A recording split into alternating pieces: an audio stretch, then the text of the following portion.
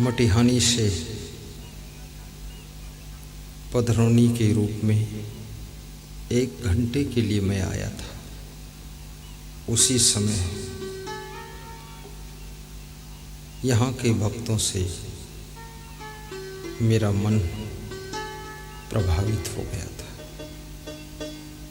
उस समय भी स्कूल में ही स्वागत और थोड़ा सत्संग रखा था। इस बार भी स्कूल के भवन में ही मेरा निवास रखा गया है। मेरे भाग्य में स्कूल ही है। बहुत सुंदर बिल्डिंग है। 20-30 लाख का भवन है। किराया भाड़ा भी नहीं पड़ रहा है। बहुत सुंदर बेड और टाप का गद्दा लगा हुआ है। रात भर गद्दा लाने वाले को धन्यवाद देता रहा। बेड भी ऐसा है। अभी तक झारखंड में पहली बार ऐसा बेड मिला है। अभी बहुत अच्छा है।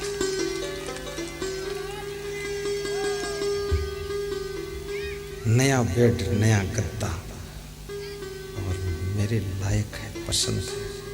पसंद का मतलब उसे ले जाऊंगा ऐसा नहीं है। 3 रात विश्राम करूंगा बस, फिर यहीं छोड़ जाऊंगा। जिसका होगा वो ले लेगा।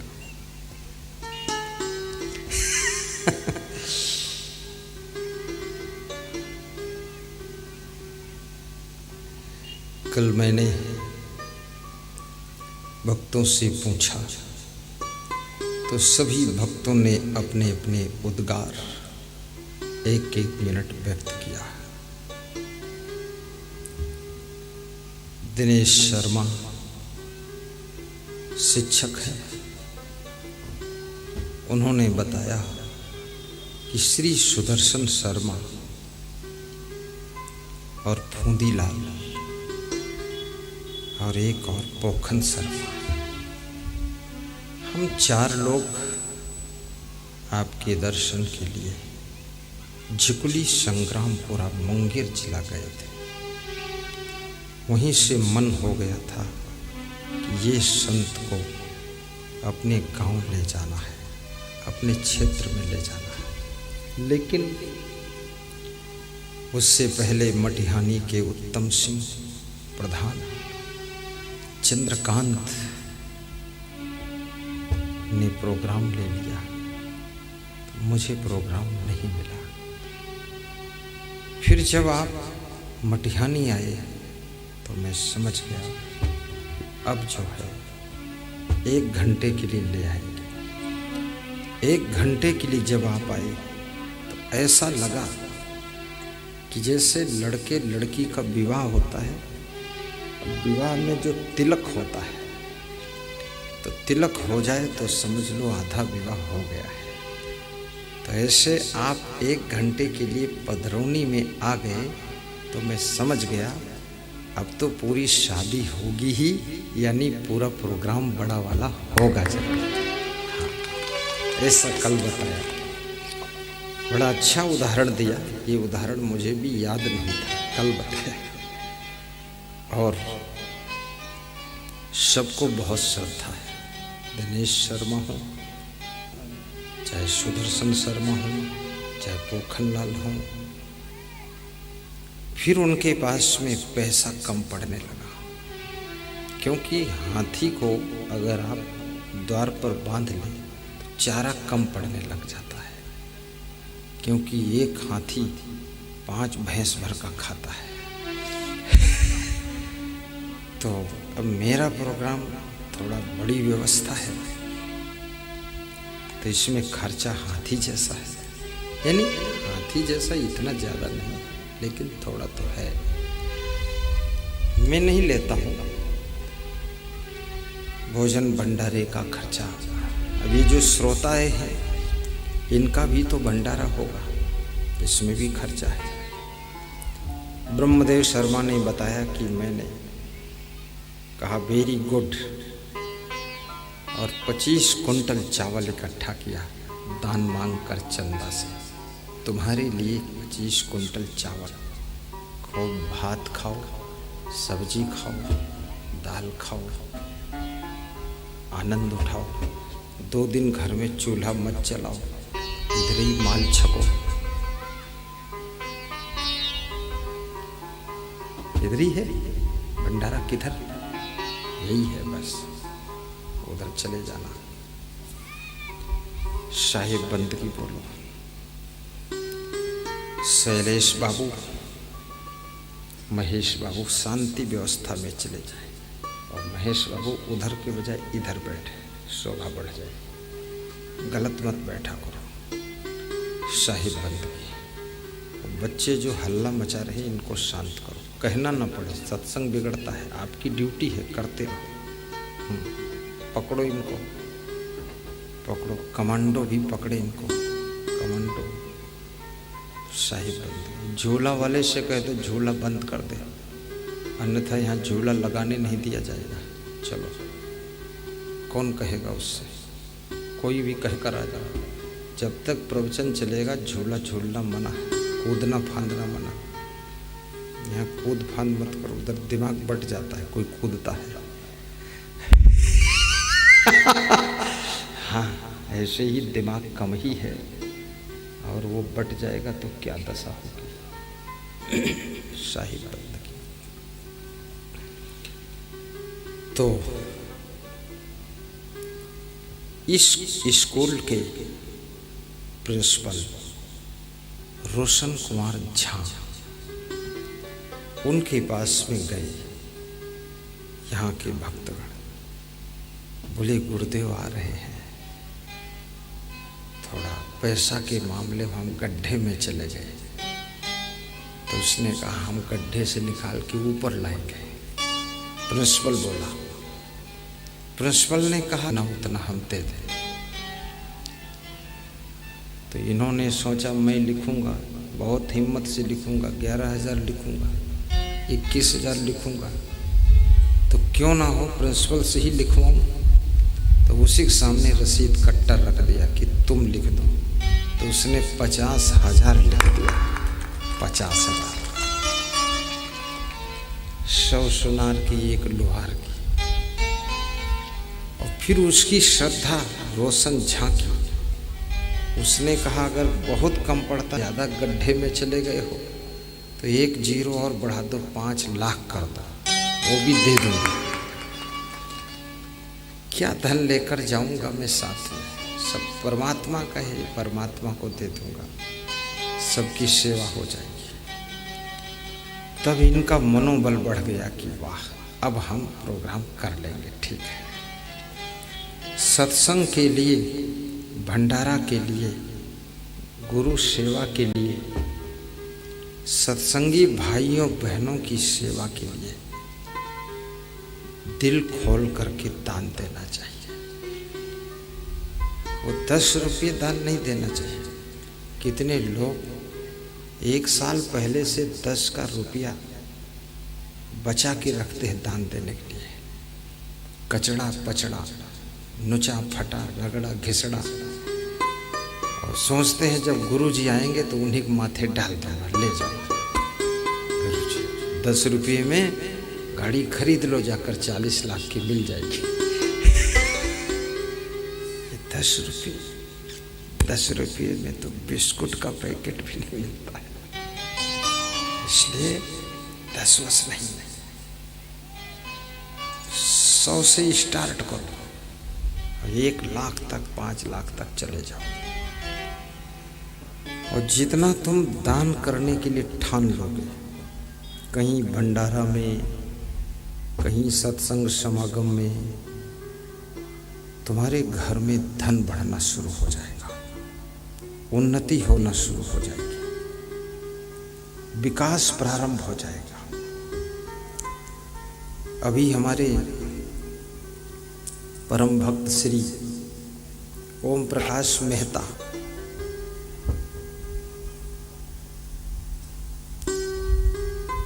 ग्राम तुनहा, डिस्ट्रिक्ट अररिया, बिहार वाले कह रहे थे, बाबा 4 साल से आपका सत्संग मिला है, 4 साल से मोबाइल के यूट्यूब में सुनता हूँ, टीवी में सुनता हूँ। 4 साल में इतनी उन्नति हुई है। 2 मंजिल मकान बन गया है, 4 व्हीलर कार आ गई है, किराना मर्चेंट की दुकान खुल गई है 10 लाख की, राइस मिल है, 4-5 ट्रैक्टर है, 1 स्कॉर्पियो भी है और खेती बाड़ी भी है। रुपया बरस रहा है। तो हमने कहा ये बरसा कैसे, ये बताओ। बादल से तो पानी बरसता है, कहाँ से बरसा? तो बोले आपके प्रवचन से बरसा है रुपया। प्रवचन से? तो बोला प्रवचन से मेरा सुधार हो गया। मेरे में बहुत दुर्गुण थे, मैं क्रोधी आदमी था, तुरंत मारपीट कर देता था, तुरंत झगड़ा हो जाता। अब गम खा लेता हूँ और मेहनत करता हूँ, बचत करता हूँ, सारी बुराई छूट गई। 4 साल में डेवलप हुआ है। गुरु से प्रेम करोगे, गुरु का प्रवचन सुनोगे, गुरु के कार्यक्रम में दान करोगे, धन की वर्षा होगी, लक्ष्मी तुम्हारे घर आएगी। आज तक कोई सत्संगी गरीब हुआ ही नहीं। ठीक से सत्संग सुन ले और सत्संग को अमल कर ले। अब ऐसा भी नहीं कि सुने लेकिन करे कुछ ना, करना भी पड़ेगा। सत्संग जो कह रहा हो करो, उन्नति हो जाएगी, विकास हो जाएगा। तो 50,000 की राशि श्री रोशन कुमार झा, प्रिंसिपल बंदरा स्कूल के, उसने इस समागम में दिया। इस कार्यक्रम के आयोजक मंडल का हौसला बढ़ गया और पूरे क्षेत्र से अन्नदान धन दान मिला है। पूरे गांव से भी अन्नदान धन दान मिला है। अभी भी सब दे रहे हैं, शाम तक भी देंगे, कल तक देंगे, जब तक हम जाएंगे नहीं तब तक देते ही रहेंगे। हाँ, क्योंकि ये जो कार्यक्रम का आयोजन करें, इनके पास बहुत खर्चा है। फूल माला भी लाते हैं, पटाखा लाते हैं, संतों के भंडारा की सब्जी है, मिर्च मसाला, दाल चावल, तेल घी शक्कर, यही सब चक्कर। फिर ये पंडाल का खर्चा है, फिर माइक साउंड वीडियो कैमरों का खर्चा है, जनरेटर में तेल पड़ रहा है, प्रचार प्रसार के लिए पोस्टर होर्डिंग पंपलेट का खर्चा है। फिर संत महात्मा आते हैं तो इनको भी रूखा सूखा विदा करने में शोभा नहीं देता है, इनको भी कुछ दक्षिणा, कुछ वस्त्र दान देते हैं। फिर बचे गुरु जी, तो गुरु जी तो आखिरी में बचे, तो अगर पैसे बच गए तो गुरु जी को कुछ दक्षिणा मिल गई, और नहीं बचे तो गुरुदेव से हाथ जोड़ दिया कि गुरुदेव पैसे नहीं बचे, हम बचे और तुम बचे। तो हमने कहा दोनों बचे रहो, ठीक है। हाँ, जय राम जी की कितने लोगों ने हमसे जय राम जी की कर दिया है। तो हमने कहा चलो ठीक है, अजर अमर अविनाशी रहो तुम भी बर्बाद हो गए, हमको भी बर्बाद कर दिया है।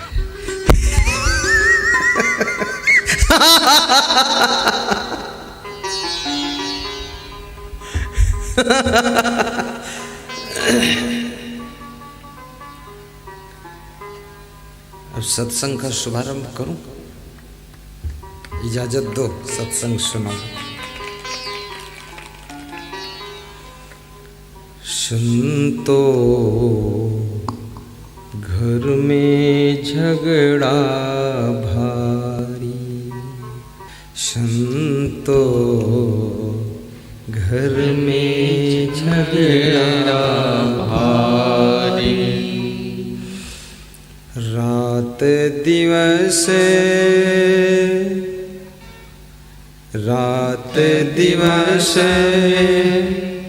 उठी उठी लागे, 5 ढोटाए के नारी,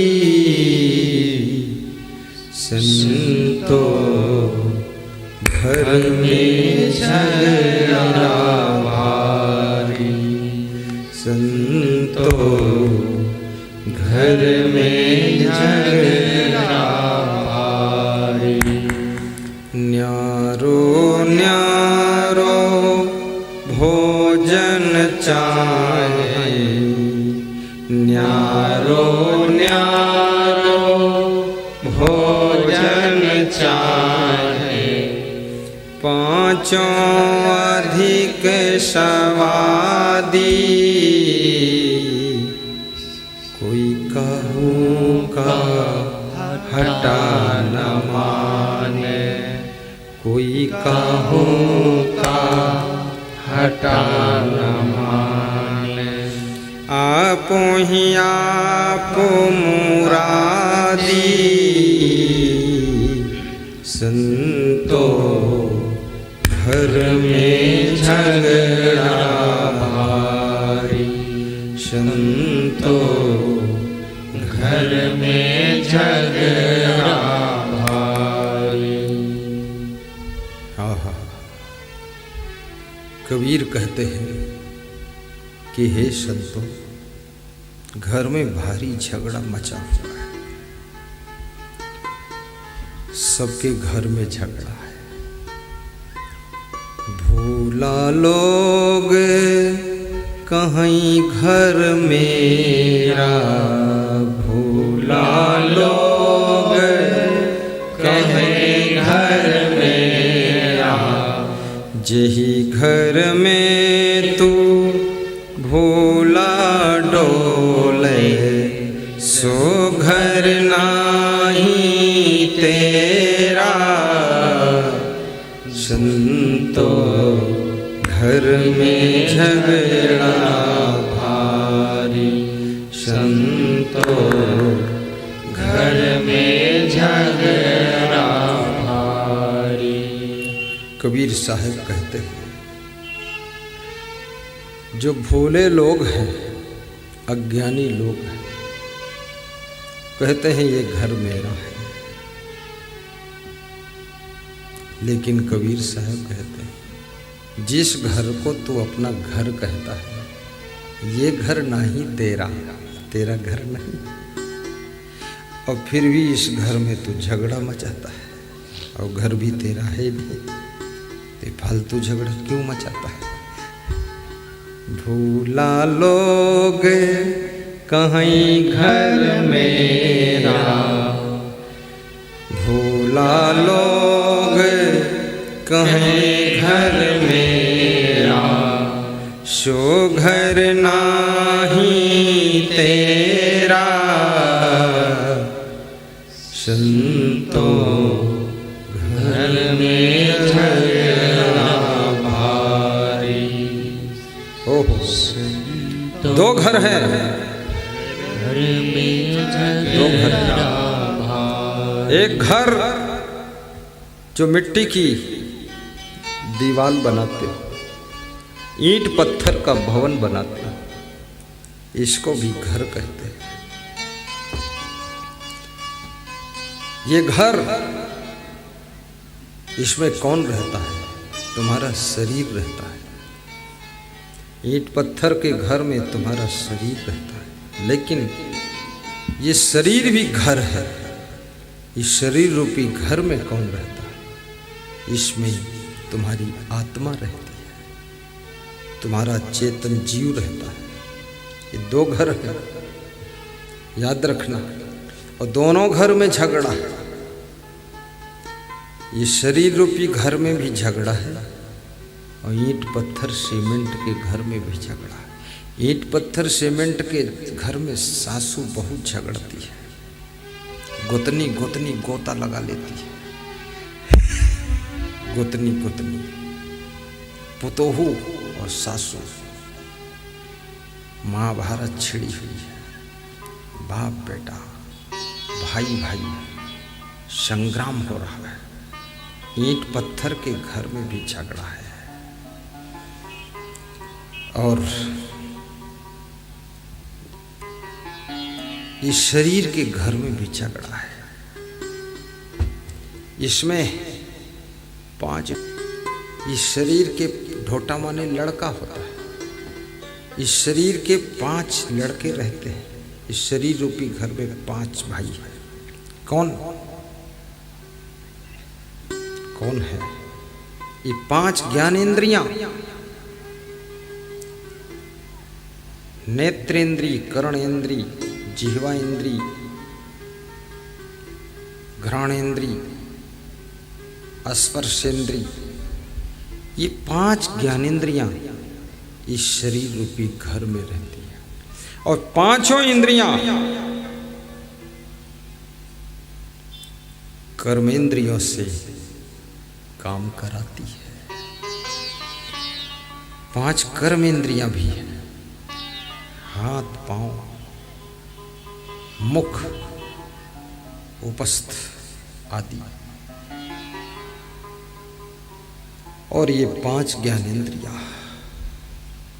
इनका नाम ज्ञानेंद्रियां क्यों है? क्योंकि ये ज्ञान करती है। और जब ज्ञान करती हो, ज्ञान इंद्रियां हैं, तो ये झगड़ती क्यों है? जहाँ ज्ञान होता वहाँ झगड़ा नहीं होता, और झगड़ा होता तो समझ लो वहाँ ज्ञान है नहीं। ये स्वयं ज्ञान इंद्रियां हैं, फिर झगड़ा मचाती है। क्यों? ये ज्ञान तो करती है, पर इनको खुद को ज्ञान नहीं है, खुद का ज्ञान नहीं, खुद को ज्ञान नहीं और खुद का ज्ञान नहीं, और दूसरों का ज्ञान करती है। जैसे आँख दूसरों को देखती है, खुद को नहीं देखती है। ये नाक दूसरी चीजों को सूंघती है, खुद को नहीं सूंघती। ये कान दूसरा सब कुछ सुनते हैं, पर खुद का कुछ नहीं सुनते। ये जीवा सबका स्वाद लेती, लेकिन खुद का स्वाद नहीं लेती। ये स्पर्शेंद्री सबको छूती, पर खुद को नहीं। इसलिए ये झगड़ती है। ज्ञान भी 2 प्रकार का होता है। एक केवल बोलने का ज्ञान, ज्ञान की बात बोलना आ गया है, ज्ञान की बात पढ़ना आ गया है, ज्ञान की बात लिखना आ गया है, ज्ञान की चर्चा करना आ गया है, ज्ञान की बात सुनाना आ गया है। लेकिन बस इतना ही है। ये ज्ञान बोझा है, ये वजन है, ये लोड है, ये गठरी है, ये भार है। ये ज्ञान तुम्हारा कोई फायदा नहीं करेगा, क्योंकि ज्ञान की बात बोलते हो, लेकिन ज्ञान का आचरण नहीं है। ज्ञान की बात सुनाते हो, पर ज्ञान के पथ पर चलते नहीं हो। ज्ञान की किताब पढ़ते हो, पर ज्ञान के कर्म करते नहीं हो। जैसे सिगरेट की डिब्बी पर लिखा होता है कि सिगरेट पीना स्वास्थ्य के लिए हानिकर है, लिखा है कि नहीं? हर पान तंबाकू की दुकान पर लिखा है कि तंबाकू से कैंसर होता है, लिखा है कि नहीं लिखा? कितने लोगों को हो भी चुका है और कितने लोगों के माँ बाप को हुआ है। अब पढ़ते हैं लोग तंबाकू से कैंसर होता है, फिर तंबाकू खाते हैं और आजमाते हैं कि होगा कि नहीं होगा। झूठ तो नहीं लिखा है। एक आदमी से मैंने कहा कि तुम इतना पढ़े लिखे हो, इतना ये तंबाकू खाते हो, पुड़िया खाते हो, तो ये पढ़ते नहीं हो बोर्ड में तंबाकू से कैंसर होता? बोले पढ़ता हूँ, लेकिन विश्वास नहीं कि होता है, इसलिए खाकर चेक कर रहा हूँ कि होगा कि नहीं होगा। क्या बात है, लोग हर चीज चेक करोगे तो। जहर से लोग मर जाते हैं, तो क्या चेक करोगे जहर खाकर कि मरते कि नहीं मरते? जहर खाकर चेक करोगे तुम कितनी चीजें चेक करोगे? रेलवे पटरी पर लेट जाने से ट्रेन जब निकलती है तो आदमी का शरीर कट जाता है, तो कटता है कि नहीं कटता तुमको विश्वास नहीं है, तो क्या पटरी पर लेट कर ऊपर से ट्रेन निकले चेक करोगे? तो कहाँ चेक करते हो? ऐसी बात मत बोला करो, तुम्हारी बात को मैं काट दूंगा, तर्क से काट दूंगा। तुम क्या क्या चेक करोगे? तुम अपना तो चेकिंग कर नहीं पाए हो। अपनी पत्नी को चेक किया है तुमने कभी? क्या चेक किया उसमें? कोई चेकिंग हुई? कोई लड़की विवाह करती है अपने पति को चेक करती है ये साफ सुथरा है, क्लीन है, डिसिप्लिन है कि नालायक है, बांगड़ू है, क्या है? कौन चेक कर पाया है?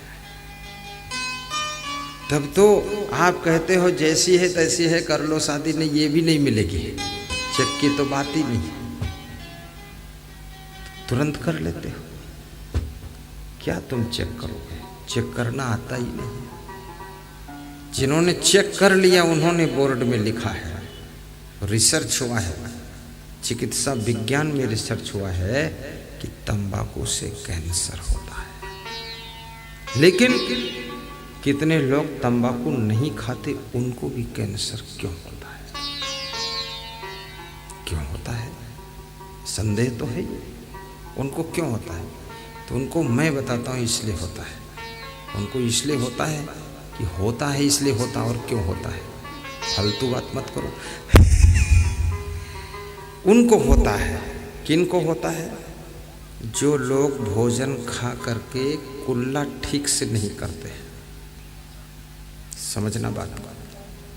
भोजन खाने के बाद 2 घूंट पानी भी नहीं पीते तो ये गले की नली में भोजन के कण चिपके रह जाते हैं, फिर वो सड़ते हैं, दांतों में मसूड़ों में चिपके रह जाते हैं, वो सड़ते हैं, कैंसर का कारण बनते हैं। कैंसर का अर्थ होता है सड़ना, और कुछ नहीं अर्थ उसका, सड़ जाना।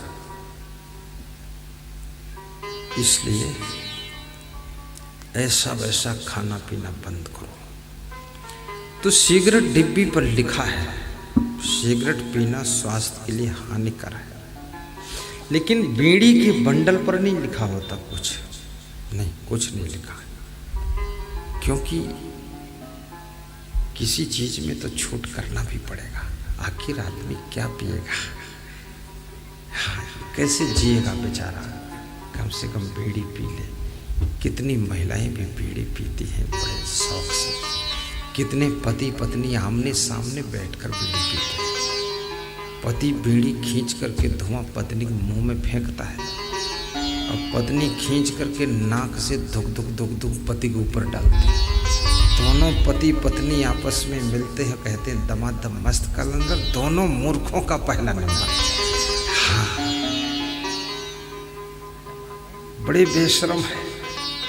कितने लोग बाप बेटे बैठकर दारू पीते हैं, बेटा गिलास में डाल के बाप को देता है, बाप अपने गिलास से बेटे के गिलास में थोड़ी डालकर पिलाता है कि बेटा यही टॉनिक है जो कलयुग को स्वर्ग बनाती, ले पी ले। हाँ, बाप बेटे दोनों पी रहे हैं, दोनों धूर्त है, दोनों मूर्ख है। शराब कभी मत पियो। पीना है संतरा का रस पियो, पीना है गन्ने का रस पियो, और पीना है दूध पियो, और पीना है आम का रस पी लो, मौसमी का रस पी लो, अनार का रस पी लो। पीना ही है तो आयुर्वेदिक टॉनिक पी लो, लेकिन शराब बिल्कुल नहीं पीना। पीना है तो गुरुदेव का ज्ञान का अमृत पी लो, पीना है तो सत्संग का रस पी लो, पीना है तो भक्ति का रस पियो। एक बार पियो तो जिंदगी भर नशा छाया रहे, कभी उतरे ही ना।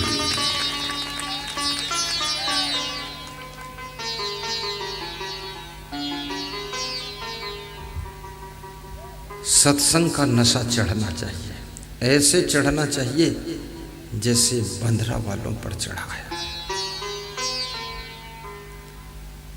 अभी और नशा चढ़ने जा रहा है, मोहनपुर वालों के ऊपर भी चढ़ रहा है कि मैं भी सत्संग कराऊंगा। मोहनपुर से कोई आया है? आया हो तो खड़े हो जाओ।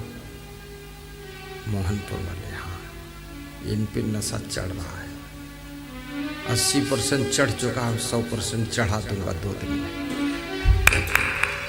मोहनपुर से क्या नाम है?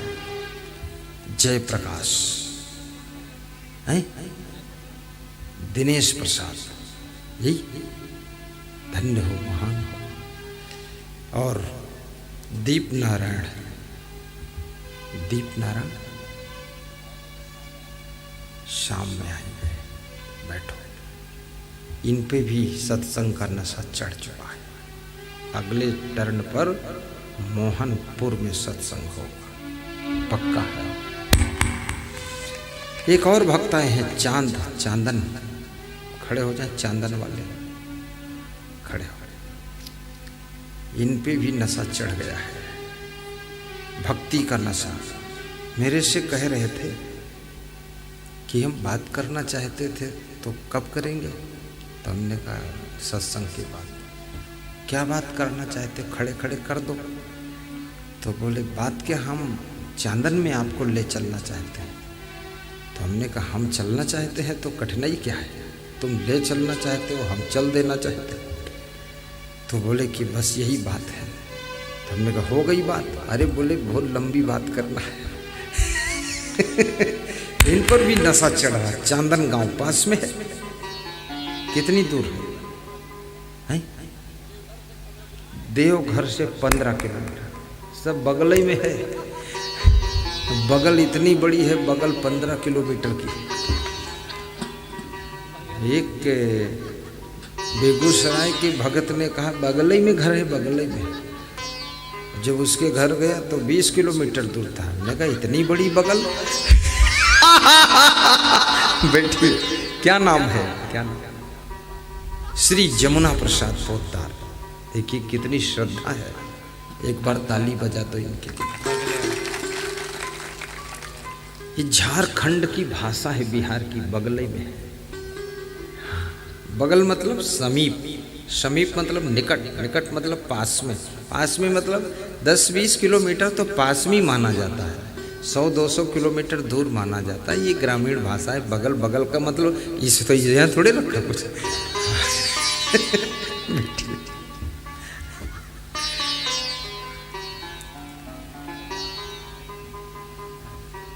तो 5 ज्ञानेंद्रियां,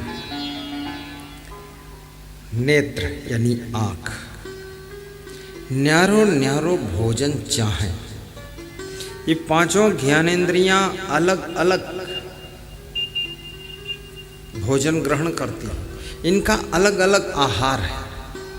आँख रूप देखती है, नाक गंध सुगंध सूंघती है, कान शब्द सुनते हैं। कान का आहार शब्द है, जिह्वा का आहार स्वाद है, नेत्र का आहार रूप है, नासिका का आहार गंध सुगंध है, और चमड़ी त्वचा स्पर्श विषय इसका आहार क्या है? छूना, छू करके, ये बस छूना से, छूने से होता है। इसलिए आदमी छूता है, छूने में उसको अच्छा लगता है। चमड़ी से बहुत सारी चीज़ों को तुम्हें न पेट भरता है न कुछ मिलता है, खाली छू ले तो खुश हो जाते हैं। छू ले। हाँ, ये चमड़ी, ये त्वचा इंद्री, इसका आहार है छूना। छू लेते बस हो गया।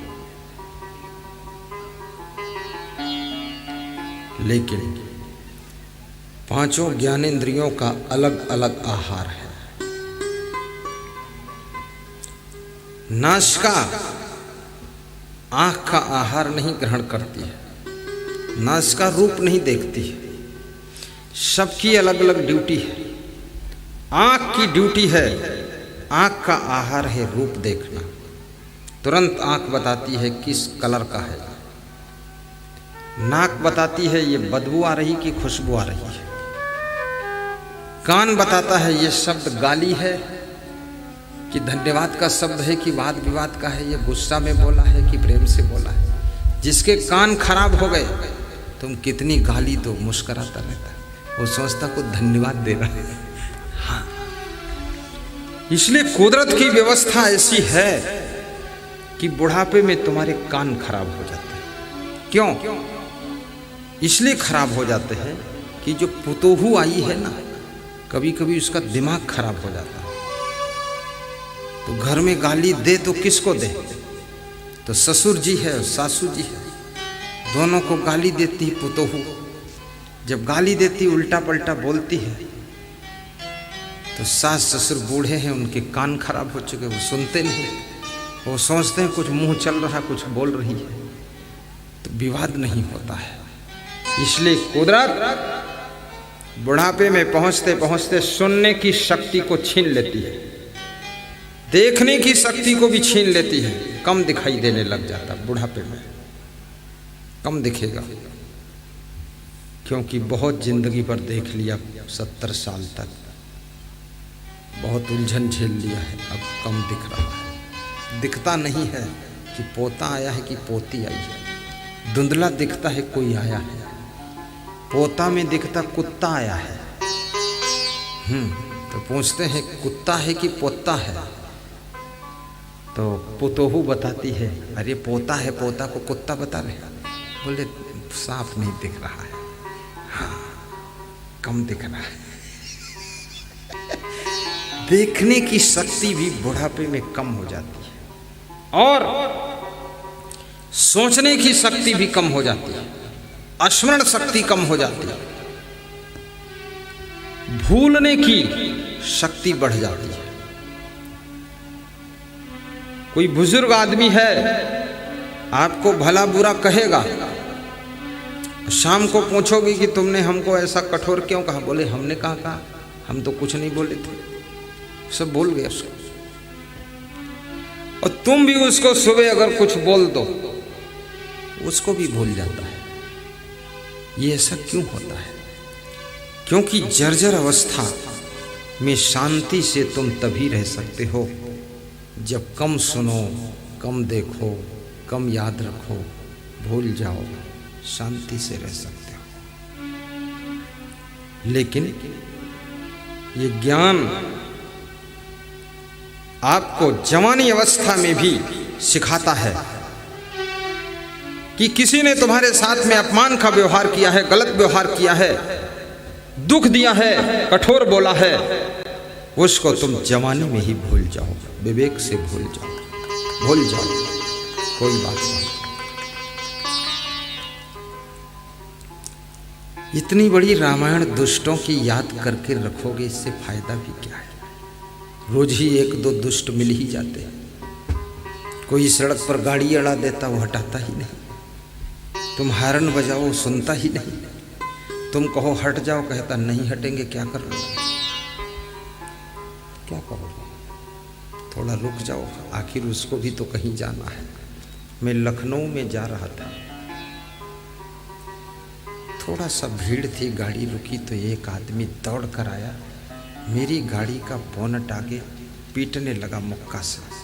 मैं भी बैठा था, उस समय छोटी गाड़ी थी, वही बुग्गी गाड़ी, 200 रुपया वाली, प्लास्टिक की, 800 फटफटी मोटरसाइकिल जैसी। 800 में 6-7 साधु बैठे, कचरम कच्च, गरीबी का मामला। और वो पीटने लगा बोनट, तो एक साधु बोला मैं उतरूं? हमने कहा तुझे पीट देगा, फिर तू अंदर बैठ, गाड़ी पिट जाएगी, कोई बात नहीं। पीटा, 100-200 मुक्का मारा, गाड़ी में भी कुछ हुआ नहीं, क्योंकि लोहा लंगड़ में मुक्का से तो कुछ होगा नहीं, हथौड़ा मारो तो पूछ सकती है। 2-3 मिनट हमने बर्दाश्त किया, हम उतरे नहीं, कोई उतरा नहीं। हम संत हैं, बर्दाश्त तो पूरा करना ही। तब तक 2 आदमी मोटरसाइकिल से आया, मोटरसाइकिल किनारे लगाया और उस आदमी को मुक्का से मारने लगे। अब ना हमें उसकी पहचान, ना मारने वालों की पहचान, दोनों को मैं नहीं पहचानता। मारते मारते मारते मारते वो पिछड़ता चला गया, तो उसको सड़क किनारे गिरा दिया जाकर। तो मैं शीशा खोला, हमने कहा क्या बात, अब तो मत मारो। हम बोला जितने मुक्का गाड़ी मारा है उसके दुगने इसको मारूंगा। संत की गाड़ी रोका क्यों और इसने मारा क्यों? तो हमने कहा तुम कौन हो? बोले हम मुक्का मारने वाले के मुक्का मारने वाला हूँ। यही परिचय हमारा है। बोला तुम जाओ महात्मा जी।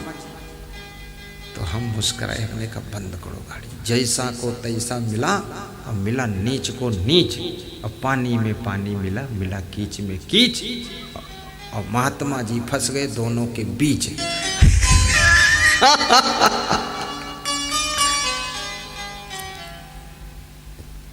ये करीब करीब आज से 20 वर्ष पहले की बात है। लेकिन इस तरह के झंझटों में मैं आपको बोलता हूं ना, सहन शक्ति रखो, गम खाओ। जहां तक तुम्हारा गम खाने से काम चल जाए तो पूरी गम खा लेना, और जब देखना जिसकी गम खा रहा हूं अब हमको ही खा जाएगा, तो फिर राम भगवान का अवतार धारण कर लेना, फिर कृष्णा अवतार धारण करना। रावण की बहुत गम खाया राम ने। जब राम ने सोचा अब ये तो सिर के ऊपर पानी निकल गया, तो राम भगवान ने धनुष बाण संभाल लिया। तो शास्त्र कहते हैं, भगवान कहता है, गम खाइए, समझौता कीजिए, कंप्रोमाइज कीजिए, अंगद को भेज दीजिए, हनुमान को भेज दीजिए, किसी तरह से सेटिंग बैठ जाए कर लीजिए। अगर सब सेटिंग फेल हो जाती है तो धनुष पर टंकार लगा दीजिए और रावण का खत्म कहानी कर दीजिए। रावण का साम्राज्य बढ़ेगा तो अधर्म छा जाएगा। धर्म की स्थापना के लिए यदा यदा ही धर्मस्य ज्ञानालित भवति भारत, अभ्युत्थानम अधर्मस्य तदात्मानं सृजामि। मेरे से एक भक्त ने प्रश्न पूछा कि आपका प्रवचन सुनता हूं, सब समझ में तो आ गया है, लेकिन कोई झूठे मुकदमे में हमको फंसा दे तो हम क्या करें? तो हमने कहा तुमने पूरा प्रवचन सुना नहीं मेरा है। कांटा तुम्हारे पैर में चुभ गया है तो कांटा फूल से थोड़े निकलता है, कांटा कांटे से ही निकलता है। कंट के नव कंटकम, कांटा दूसरे कांटा से निकलेगा। किसी ने झूठे मुकदमे में फंसा दिया है तो समझौता कर लो। बोले समझौता से भी नहीं मान रहा तो हमने कहा कुछ लालच दे दो कि 10-20 हजार दे देंगे भाई, छुट्टी करो। बोले लालच से लाइन पर नहीं आ रहा तो हमने कहा तो मुट्ठी भर चना चबा दो, क्या करोगे? बोले चना। तो मैंने कहा कि कांटा कांटे से निकलता है, झूठ झूठ से कटता है। जब तुम्हारे ऊपर वो झूठ केस लगा दिया है तो दुनिया में और झूठ बचा है कि नहीं बचा है? तुम उसके ऊपर 2 केस लगा दो झूठ, बोले गुरुदेव तो अधर्म हो जाएगा। हमने कहा अधर्म? जब अस्वस्थामा नरो मरो न कुंजरो, उसमें शंख बजा दिया गया और भ्रम फैला दिया गया और अस्वस्थामा की मृत्यु का समाचार सुनकर द्रोणाचार्य की मृत्यु हो गई। तो ये भगवान ने ये कला खेली, थोड़ा सा, ज्यादा नहीं। दाल में जितना नमक मिलाया जाता है इतना मिला दो, क्योंकि अब कोई उपाय नहीं। भगवान कृष्ण हस्तिनापुर में जाकर के धृतराष्ट्र को हाथ जोड़ते हैं, दुर्योधन को हाथ जोड़ करके कहते हैं, समझाते हैं कि कंप्रोमाइज कर लीजिए, पांडवों का हिस्सा दे दी, विवाद मत बढ़ाइए। लेकिन फिर भी दुर्योधन का अहंकार हिमालय से भी ज्यादा ऊंचा अहंकार हो चुका है, और अज्ञान, धृतराष्ट्र का अज्ञान इतना बड़ा अज्ञान है कि समुद्र भी छोटा पड़ सकता है, इतनी अज्ञानता में डूबा हुआ है धृतराष्ट्र। अज्ञानी धृतराष्ट्र, अभिमानी दुर्योधन, दोनों के बीच में कृष्ण जैसा भगवान, एक महान पुरुष हाथ जोड़कर दोनों से निवेदन करता है, दोनों कैंसिल कर देते हैं। भगवान कृष्ण मुस्कुराते हैं, हंसते हैं कि अब दोबारा लौट कर समझौता के लिए नहीं आऊँगा, जब लाश पड़ी होगी तब मुस्कुराने के लिए आऊँगा, हंसने के लिए। क्या समझ रखा है? कोई बहुत बड़ी हस्ती, कोई बहुत बुद्धिमान व्यक्ति, कोई बहुत बड़ी ताकत यदि आपको हाथ जोड़ दे, कमजोरी मत समझ लेना, वाद विवाद में उलझना नहीं चाहता है वो। कमजोरी मत समझना, ये समझ लेना तुमको सुरक्षित रखना चाहता है, इसलिए हाथ जोड़ रहा है। अगर फिर भी तुम नहीं सुधर रहे हो तो याद रखना, कृष्ण भगवान की कलाएं जब चालू होंगी तो कौरवों का विनाश हो जाएगा और पांडवों का प्रकाश हो जाएगा। ऐसा गलत काम कभी मत करो। ये महाभारत की कहानी, दुर्योधन की कहानी, रामायण की कहानी, ये रावण की कहानी, ये किसके लिए है? हमारे और आपके लिए। कि रामायण पढ़ो, रावण मत बनो, राम बनो, लक्ष्मण बनो, सुग्रीव बनो, वाली मत बनो, हनुमान बनो, बेईमान मत बनो, विभीषण बनो, कर्ण मत बनो, कृष्ण बनो, कंस मत बनो। कृष्ण भगवान के अंदर भी बहुत त्याग है। कंस का जब वध किया कृष्ण ने, उग्रसेन की हथकड़ी बेड़ी काट दिया, अपने माता पिता देवकी और वासुदेव की भी हथकड़ी बेड़ी काटा। उनकी माता पिता ने कहा कि अपने नाना से मिलो। कृष्ण समाचार अक्रूर ने जा करके उग्रसेन को दिया कि कृष्ण आए हैं। उग्रसेन उठकर खड़े हो गए। हाँ, कृष्ण आए, किधर है? आ रहे। अरे कृष्ण, तुम छिप जाओ, अन्यथा कंस सुनेगा तो तुमको जीवित नहीं रखेगा। नाना श्री चिंता मत कीजिए, कंस को मैं उस स्थान पर पहुंचा चुका हूं जहां से वापस लौटकर कभी नहीं आएगा। हाँ, ऐसा हो चुका है। आओ बैठो।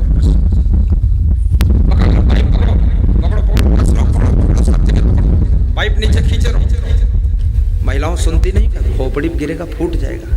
ये भी प्रवचन ही जो आदेश करता है। पाइप पकड़ लो, खींच लो। सभी पुरुष लोग भी सावधान हो जाएगा। प्रवचन खड़े खड़े सुन लो। पाइप इसीलिए सब लटकाई गई हैं, पकड़कर नीचे खींचने के लिए। आखिर इतने लोगों को थोड़े हवा ऊपर उठा ले जाएंगे। लेकिन तुमको विश्वास है अपने गुरु पर कुछ होने वाला नहीं है। बैठे रहो ठाड़ से। बैठ जाओ बस, वायु देवता दर्शन करके चले गए। बैठो, बैठ जाओ। जब फिर हवा आए तो पकड़ लेना, सब नीचे खींच लेना। होशियार बनो, अपना इंतजाम स्वयं करो।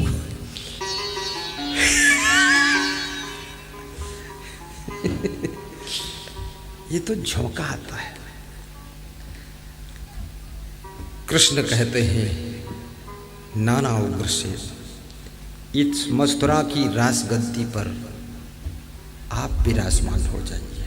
नहीं कृष्ण, ये बूढ़ी हड्डियां, ये कमजोर शरीर मथुरा का सिंहासन क्या संभालेगा?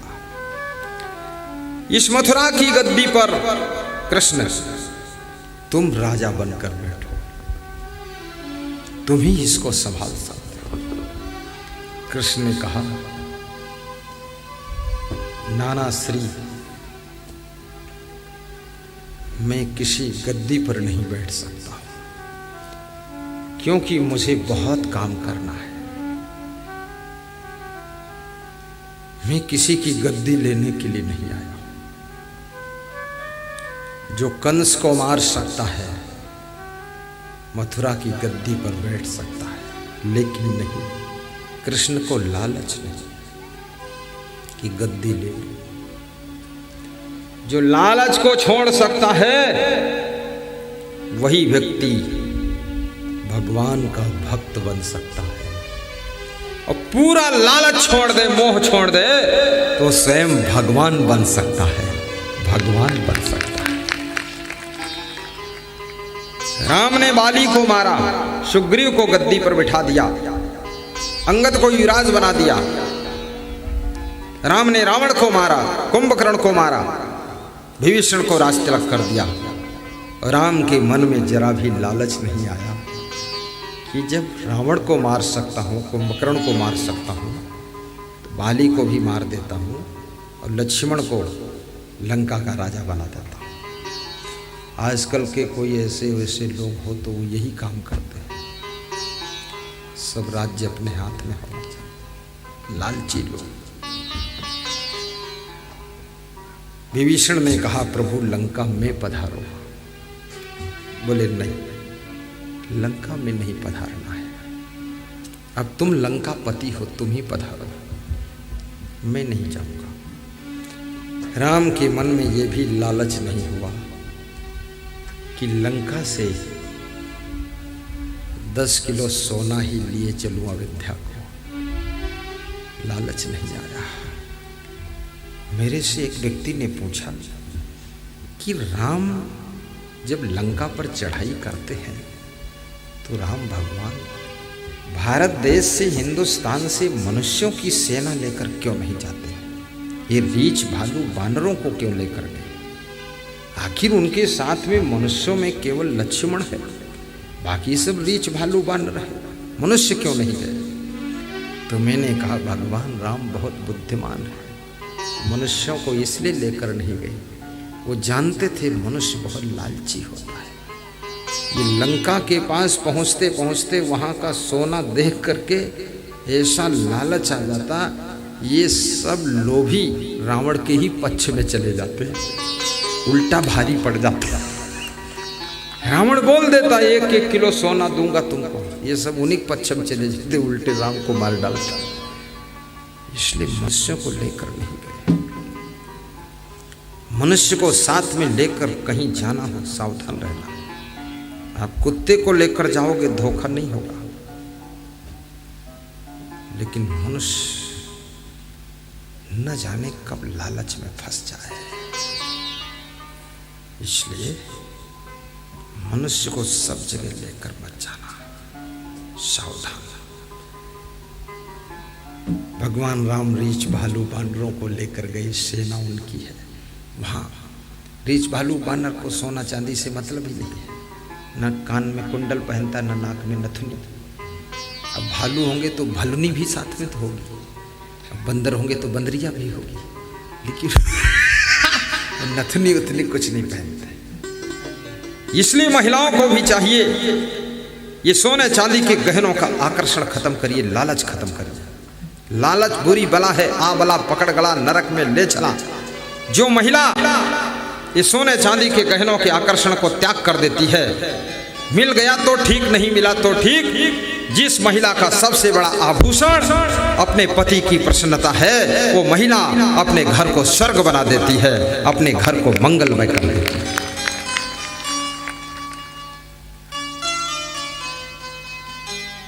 पति की सफलता पत्नी की प्रसन्नता है। आप कितना बड़ा मकान बना दो, कितनी अच्छी गाड़ी ले लो, लेकिन आपकी पत्नी अगर बैठकर रोती है मकान के अंदर, तुम दारू की बोतल खोलकर दमादम पी रहे हो, पत्नी रो रही है, या तुम दूसरी औरत को साठ गांठ बना रखे हो, पत्नी को टेंशन है कि मेरा पति दूसरी औरत में फंसा है, तो समझ लो आपको बहुत बड़ा पाप लग जाएगा। आप भले 10,000 की साड़ी लाकर दो न दो, लेकिन कम से कम उसके मन को टेंशन तो न दो। आजकल स्त्रियों का भी स्वास्थ्य बहुत खराब हो रहा है, पुरुषों का भी खराब हो रहा है, क्योंकि दोनों को खूब टेंशन देते हैं और दोनों अपनी अपनी चाल में चलते हैं, दूसरे को देखते ही कोई मतवाली चाल चल रहा है, कोई हाथी वाली चल रहा है।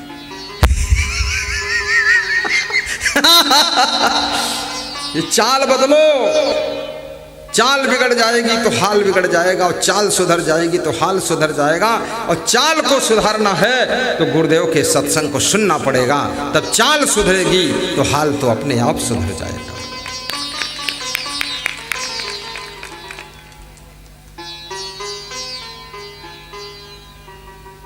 मैं देखता हूं बहुत अच्छा मकान बनाना चाहिए, घर अच्छा हो, लेकिन घर वाले भी अच्छे होना चाहिए।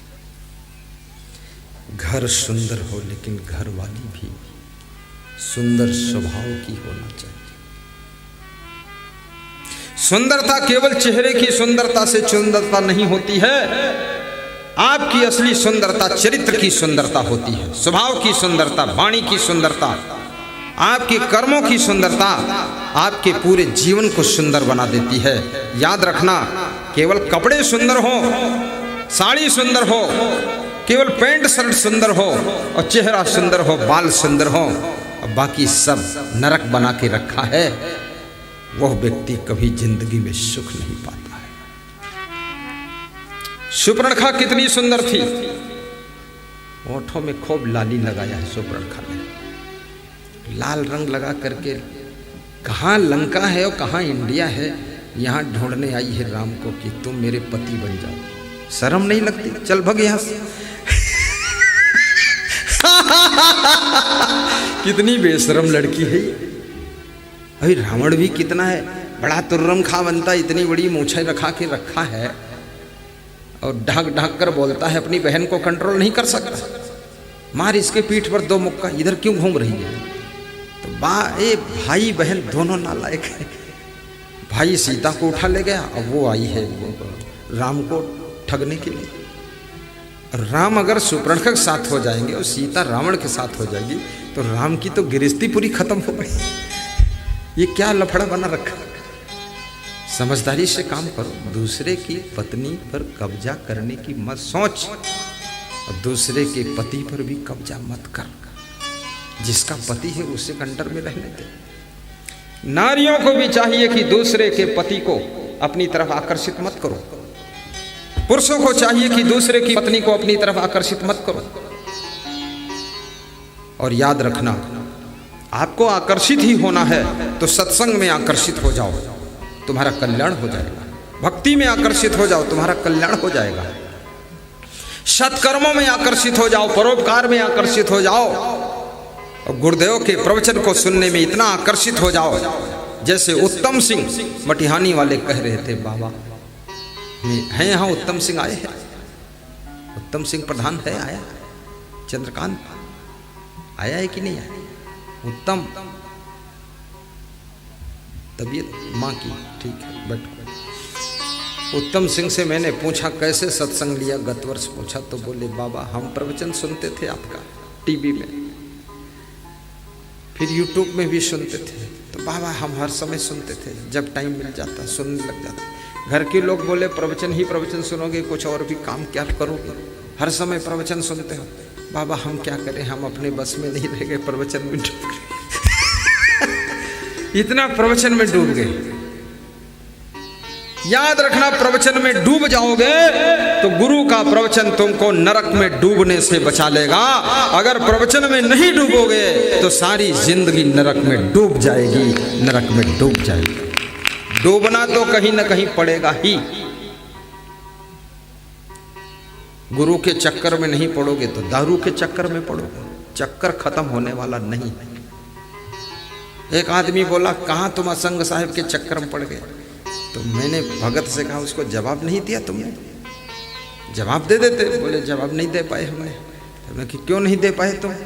जवाब दे देते कि चक्कर में कौन नहीं पड़ा। कोई दारू के चक्कर में है, कोई बीड़ी के चक्कर में है, कोई सिगरेट के चक्कर में है, कोई तंबाकू के चक्कर में है, कोई औरतों के चक्कर में है, कोई पुरुषों के चक्कर में है, कोई सिनेमा के चक्कर में है, कोई पिक्चर के चक्कर में, कोई गानों के चक्कर में है, कोई चोरी के चक्कर में है। चक्कर में तो सभी हैं और सारे चक्कर मिटाने के लिए असंग साहिब के चक्कर में पड़ जाओ, सब चक्कर मिटा देंगे। तो बोले अब की उत्तर दे देंगे हम, अब जान गए हम। उत्तर भी दे देना चाहिए। ये सब लोफड़ लोग क्वेश्चन करते हैं, ये कोई बुद्धिमान थोड़े हैं। हमसे कोई क्वेश्चन नहीं करता। एक क्वेश्चन करे तो 1000 उत्तर दे दूँ मैं, तर्क से पूरा काट देता हूँ। क्वेश्चन करने चले हो, दारू पीते हो, यहाँ बकवास कर रहे हो। क्वेश्चन कुछ नहीं है। मैं निवेदन करूँगा आपसे, संतो घर में झगड़ा भारी, संतो घर में झगड़ा भारी, संतो घर में झगड़ा भारी। रात दिवस मिली उठी उठी लागे, 5 ढोटाए के नारी, संतो घर में झगड़ा भारी, संतो घर में झगड़ा। गाते रहो दोहराते रहो। संतो घर में झगड़ा भारी, संतो घर में झगड़ा भारी, संतो घर में झगड़ा भारी। रात दिवस मिल उठ लगन। ये 5 ज्ञानेंद्रियां रात दिन ये आपस में, जीभ चाहती है कि मैं स्वाद ले लूं, आंख चाहती है मैं सुंदर सुंदर रूप देख लूं, कान चाहते हैं मीठे मीठे रसीले गीत सुन लूं, और ये नासिका चाहती है खूब खुशबू ले लूं, त्वचा चाहती है कोमल कोमल स्पर्श कर। क्या आपकी अंगुलियां कभी कांटों को स्पर्श करना चाहती? कभी नहीं। लेकिन गुलाब का फूल मिल जाए तो तुम उसको कई बार छूते हो। क्यों छूते हो? कोमल स्पर्श का एहसास आपको अच्छा लगता है।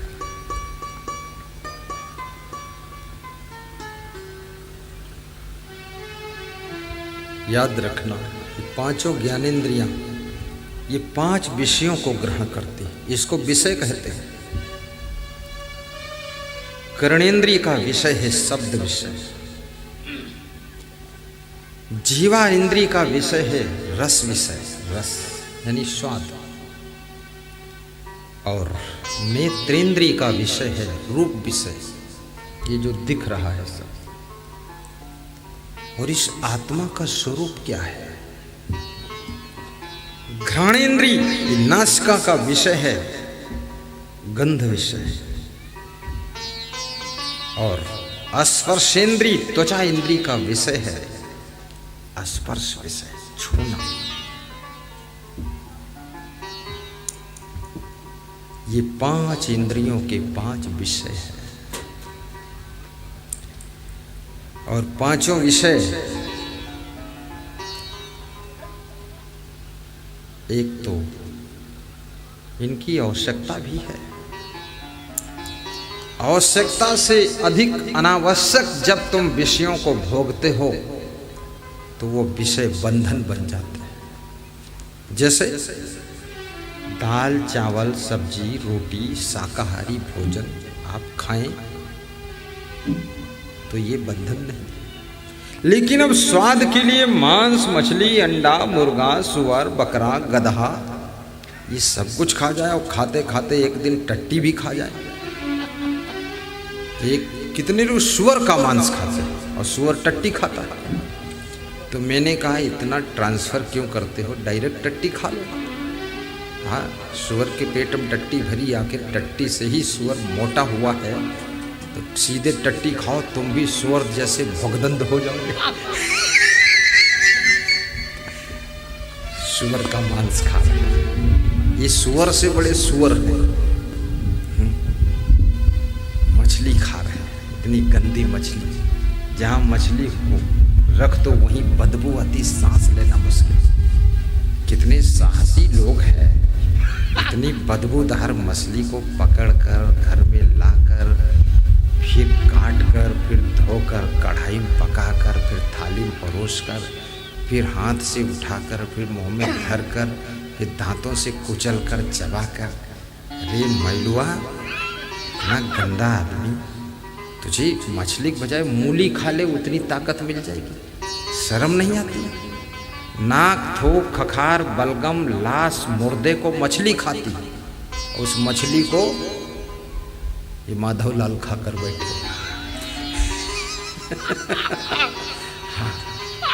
कटी पटी मछली सब पेट में भरी है, अब ऊपर से हाथ जोड़े बैठे हैं मंदिर में, कहते हैं बैजनाथ का पुजारी हूँ। बैजनाथ भी जानता तेरे पेट में क्या भरा है, बैजू बावरा। हाँ, भगवान को धोखा देने चले हो। दया सिंधु की शरण में बैठे हो निर्दयी बनकर। दया सिंधु की दया को पाना है तो आपको भी दयालु बनना पड़ेगा। जैसे मेरे पास आना है तो आपको साफ सुथरा बनना पड़ेगा। गुरुदेव साफ सुथरा है, अब तुम गंदगी लगाकर यहाँ आओ, मैं बोलूँगा स्नान करके आइए, कपड़े धोकर आइए। इसलिए सभी लोग नए नए कपड़े पहन कर आए हैं, साफ सुथरा धुले कपड़े पहन कर आए। आज अच्छी तरह से लोगों ने साबुन लगा के स्नान किया कि गुरु जी के पास जाना है। दांत भी अच्छा साफ किया है। बहुत से लोगों ने तो आज पान तंबाकू खाया नहीं है कि गुरु के दर्शन करूंगा, आज नहीं खाऊंगा, जब गुरु जी विदा हो जाएंगे तब फिर खा लूंगा। 2 दिन छोड़ दो, जब 2 दिन छोड़ सकते हो तो तीसरे दिन भी छोड़ सकते हो, और तीसरे दिन छोड़ सकते हो तो जिंदगी भर के लिए भी छोड़ सकते हो। क्या खाना है ये पान तंबाकू? ऐसे ऐसे पंथ चले हैं, ढोंगियों के पंथ। बोलते मांस खाओ, मछली खाओ, अंडा खाओ, दारू पियो, मेरा मंत्र ले लो, तार ना दूं तो बता देना। लगता है यमराज इसी के बाप है। यमराज से बोल देगा तार दो, मैं तेरा बाप हूं, भेज रहा हूं इधर से टिकट काट काट करके, ये तार देगा। क्या तारेगा तू? भवसागर है कहाँ, नरक है कहाँ, ये तो बता दे तू मेरे को। अरे नरक यही है, क्रोधा वही वस्तु राजा, तृष्णा वैतरणी नदी, विद्या दुघा कामधेनु, संतोषो नंदनम वनम। चाणक्य कहते हैं यमराज कौन है? ये क्रोध ही यमराज का रूप है। वैतरणी नदी कौन है? नरक क्या है? ये तृष्णा ही वैतरणी नदी है। तो तू क्या तार देगा? जब इतनी इच्छा खत्म नहीं कर पाया मांस मछली खाने की, काहे का गुरु बना है ढोंगा नाथ? ऐसे ऐसे ढोंगा नाथ गुरु बन गए कलयुग में। इस कलयुग में बहुत नालायक गुरु भरा पड़ा है, शर्म नहीं आती है। अब गुरु भी मांस खाता है, वो भी मांस खाता, मछली खाता है, अंडा मुर्गा खाता है। गुरु भी दारू पीता है, चेलों को दारू पिलाता है। ये दारू वालों का पंथ बनता चला जा रहा है, मांसाहारियों का पंथ। लेकिन बहुत पाप लगेगा। ऐसे ही मनुष्य का मन बड़ा चंचल है, भटका हुआ है, इंद्रियां भटकी हुई हैं, मनुष्य से बहुत पाप हो रहे हैं, गलतियां हो रही, और ऐसा ऐसा गलत पंथ चला करके, गलत ध्यान दे करके ये आदमी का पतन मत करो, नहीं तो महापाप लग जाएगा, नरक में भी ठिकाना नहीं मिलेगा। इस आदमी को सही रास्ते पर आने दो। आदमी अगर संभल जाएगा तो इससे बड़ा कोई देवी देवता नहीं है, और आदमी फिसल जाएगा तो इससे बड़ा कोई दानव भी नहीं है। साहिब बंद करूं सत्संग की और थोड़ा है? घड़ी वड़ी देखते हो कि ऐसे बोलते और करते हो। हमारी भी हालत देख लो, 1.5 घंटा हो गया है। गुरुदेव थके कि क्या हुआ? गुरुदेव थके चाहे जो कुछ हो जाए, अब इतना मेहनत करके व्यवस्था किया हूं तो बोलना तो पड़ेगा ही गुरुजी को। हाँ, अपना थकना वकना है तो वहीं अपना आराम करके आओ, इधर बकवास मत करो। सही बात है ना बेटी? खूब सुनाए गुरुदेव, क्या थकना। जिसके दिल में दया का खजाना नहीं, जिसके दिल में दया का खजाना नहीं। दया, एक पंछी को किसी ने बाण मारा, पंछी घायल होकर गिर पड़ा। दूसरे नवयुवक ने उस पंछी को गोद में उठाया, उसके घाव को सहला रहा, पानी पिला रहा। बाण मारने वाला नवयुवक आता है, बोलता है पंछी मेरा है, ये हंस मेरा है, क्योंकि मैंने बाण मारा है। तो जो गोद में लेकर उसको सहला रहा, पानी पिला रहा, वो कहता है तूने बाण मारा है और मैंने इसके प्राण बचाए, इसलिए हंस मेरा है। दोनों में विवाद हुआ। फैसला राजा के पास गया। राजा ने उत्तर दिया, मारने वाले से बचाने वाले का अधिकार ज्यादा होता है, इसलिए हंस बचाने वाले का है, मारने वाले का नहीं। और वो कौन था? कोई और नहीं था, वो आगे चल करके वही नवयुवक महात्मा बुद्ध के नाम से प्रसिद्ध हुआ। वही नवयुवक भगवान बुद्ध कहलाया। याद रखना, जो जीवों पर दया करता है वो भगवान की पदवी पाता है, भगवान की पदवी पाता है, भगवान बुद्ध कहलाया। जिसके दिल में दया का खजाना नहीं, जिसके दिल में दया का खजाना नहीं, राम का नाम लेने से क्या फायदा, राम का नाम लेने से क्या फायदा, दान का हाथ आगे बढ़ाया नहीं, दान का हाथ आगे बढ़ाया नहीं। आप भी गाइए, सब गाइए। दान का हाथ आगे बढ़ाया नहीं, खाली माला हिलाने से क्या फायदा, खाली माला हिलाने से क्या फायदा, दान का हाथ आगे बढ़ाया नहीं, दान का हाथ आगे बढ़ाया नहीं, खाली माला हिलाने से क्या फायदा, खाली माला हिलाने से क्या फायदा।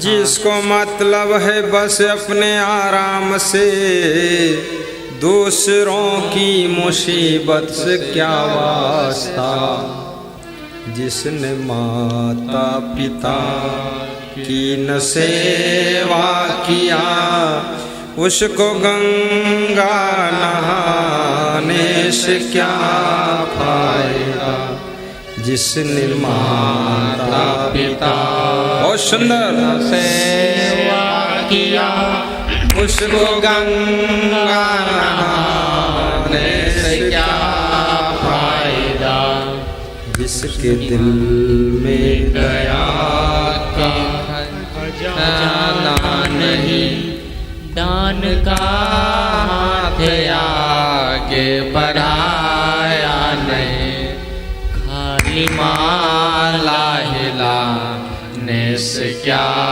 फायदा, खाली माला हिलाने से क्या फायदा। बोलिए सद्गुरु भगवान की जय, संत भगवान की जय, भक्त भगवान की जय। आपके शरीर रूपी घर में ये पांचों ज्ञान इंद्रियां अपने अपने विषयों को भोगने के लिए उधुम मचा रही है, दंगा मचा रही है, झगड़ा मचा रही है। और आपके ईंट पत्थर सीमेंट के घर में आपके घर के सदस्य वो भी लड़ाई कर रहे हैं, झगड़ा कर रहे हैं, सासू और पोतोहू लड़ रही है, भाई भाई लड़ रहे हैं, पिता पुत्र लड़ रहे हैं, गोतनी गोतनी लड़ रही है, भाई बहन लड़ रहे हैं। कबीर कहते हैं दोनों घरों में झगड़ा मचा हुआ है। इस शरीर रूपी घर में भी झगड़ा है। ये ज्ञान इंद्रियां विषयों को भोगने के लिए उत्पात कर रही, खुराफात कर रही है। और जिस घर में तुम दिन रात रहते हो उस घर में भी झगड़ा है। कितने लोगों को मैंने कहते सुना है कि मेरा घर तो पूरा नरक हो गया है। हर बेटी चाहती है कि मेरे माँ बाप की सेवा मेरा भाई अच्छी तरह से करे। लेकिन वही बेटी जब पुतोहू बनकर ससुराल जाती है तो चाहती है कि मेरा पति मेरे सास ससुर की सेवा बिल्कुल ना करे। उल्टा ऐसा मंत्र देती है अपने पति को, ओम नामता गणपति गंगवा, सास ससुर की सेवा कभी ना करम।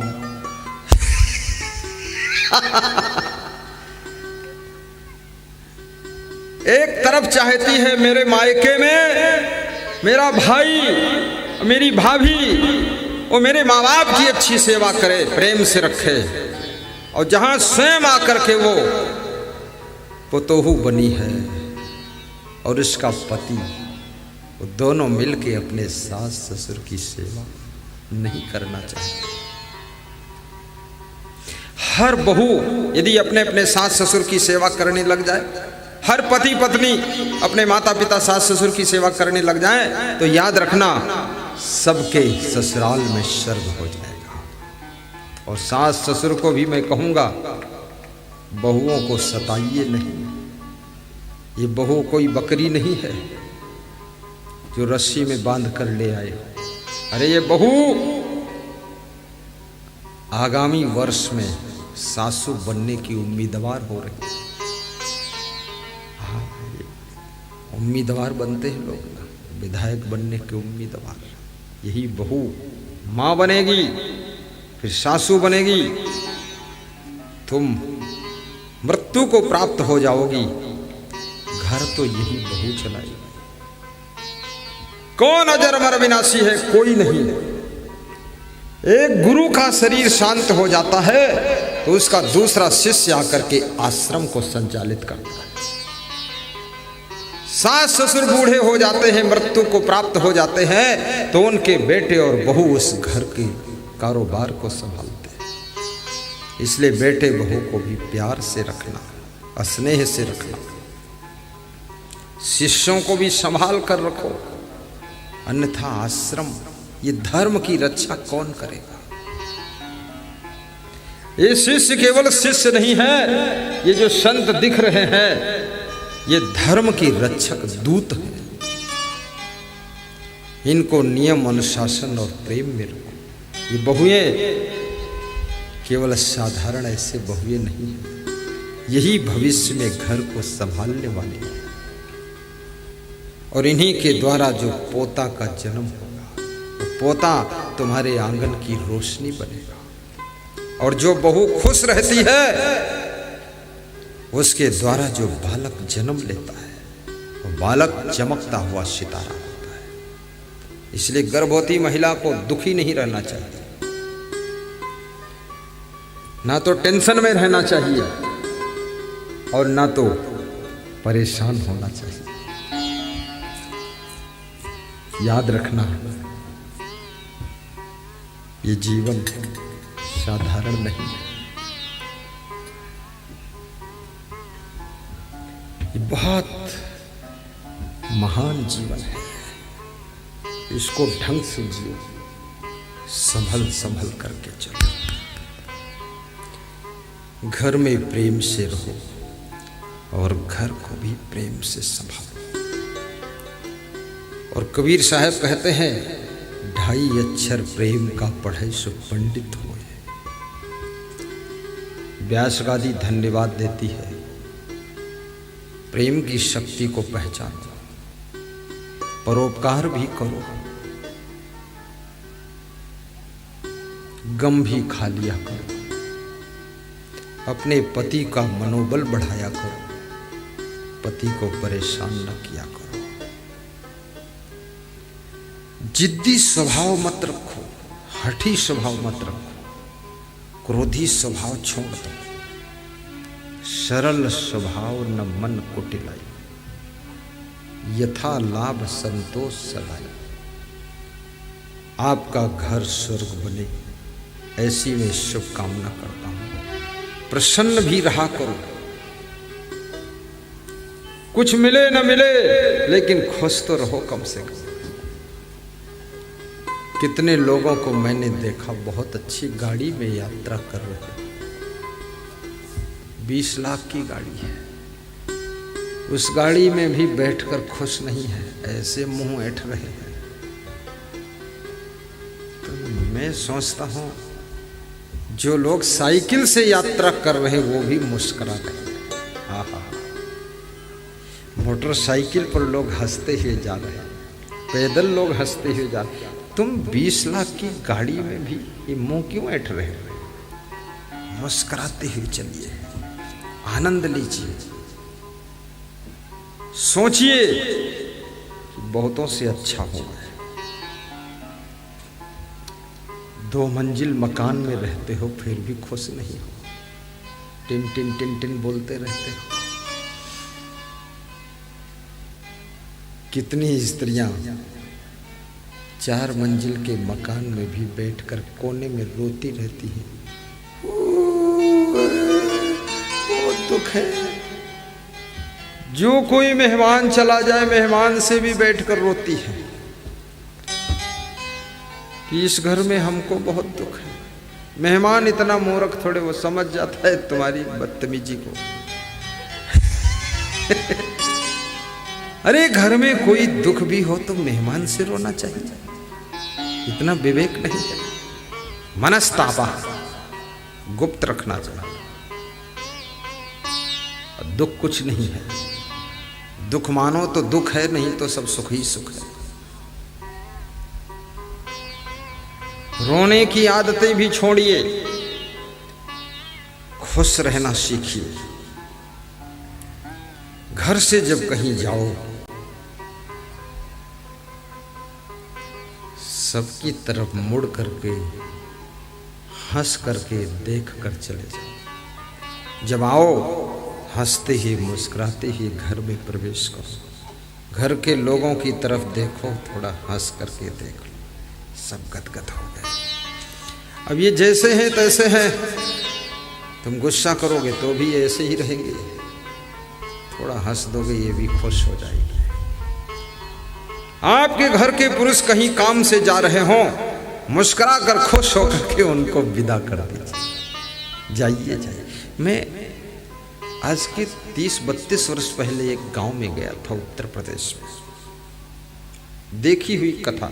जिनके घर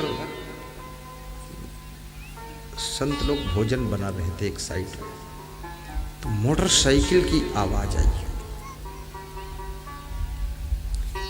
तो उनके घर की जो पतोहू थी बाहर गई और बाहर जा करके उसका पति आया था, उसका थैला लेकर आई, हंस करके ले आई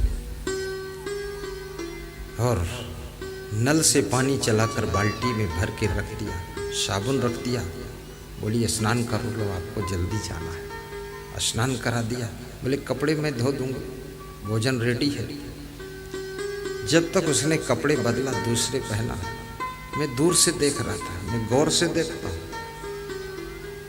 उसने गरम गरम रोटी बना दी, फट से खिला दिया, फिर कंघा शीशा दे दिया कि बाल ठीक कर दो, और फिर मुस्कुरा दिया, थैला लेकर मोटरसाइकिल तक पहुंचा दिया। बोले जय राम जी की जाइए आप।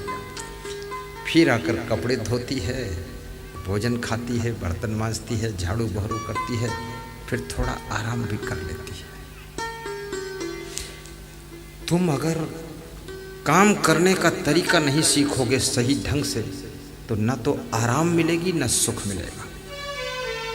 तुम 4 कपड़े लेकर 1 घंटे धोते रहोगे, एक एक कपड़े से पूछोगे, लहंगा से पूछोगे धोऊं कि न धोऊं, फिर साड़ी से पूछोगी तुझे छूं कि न छूं, फिर पेंट से पूछोगे तुझे टच करूं कि न टच करूं।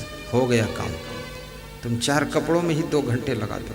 अरे ये कोई माई बाप नहीं कपड़े हैं, पाउडर घोलो बाल्टी में और उसे डुबा दो, और जब तक डूबेंगे फूलेंगे तब तक उधर जा करके झाड़ू बहरू करके आओगे, तब तक मैल फूल जाएगा। फिर पटक के धो करके छांट के डाल दो उधर फट से। कितने लोग स्नान करते हैं, लगता भैंस स्नान कर रहे। मैं कितने साधुओं को देखता हूँ, मुझे लगता है ये भैंसा है कि साधु है। बैठा है बाथरूम में, और बाथरूम भी घेर लिया 2 घंटे से। अब दूसरे साधु लाइन में लगे कि अभी निकले तो हम जाएंगे, और निकलते ही नहीं। 2 घंटे से वहीं बैठा अपना लंगोटा स्टेक कर रहा है, लंगोटा के एक एक धागे में साबुन लगा रहा। क्या मूर्ख है। मैं तो केवल 7 मिनट में अपने कपड़े धो के डाल देता था फट से, 5 मिनट में स्नान हो गया, छलांग मार के निकल गए। हाथों से जब काम करते हो तो दिमाग तो खाली रहता ना, दिमाग से आगे आगे सोचते क्यों नहीं हो।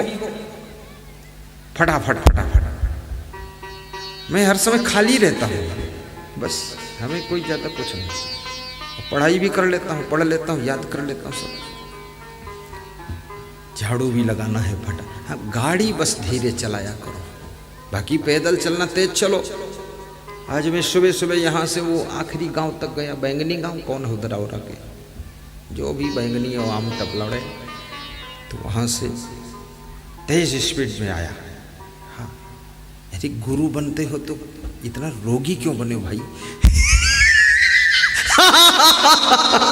अब जब गुरु खुद ही सब रोगी दोखी घूम रहा है, सब लटकन पटकन, गुरु को तो एकदम स्वस्थ और तेज रहना चाहिए, तंदुरुस्त चुस्त दुरुस्त बुद्धिमान सब टाप का।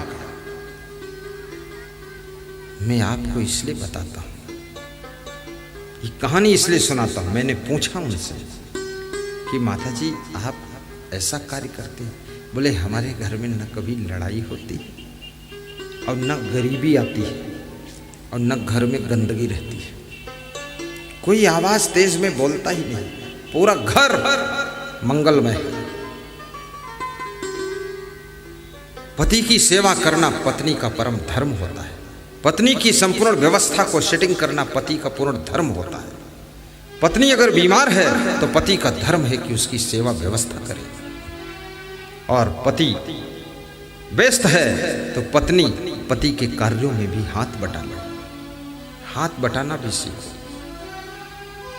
नवयुवक बेटों को सारा कारोबार संभालना चाहिए, अपने माता पिता के कंधों का भार कम कर देना चाहिए।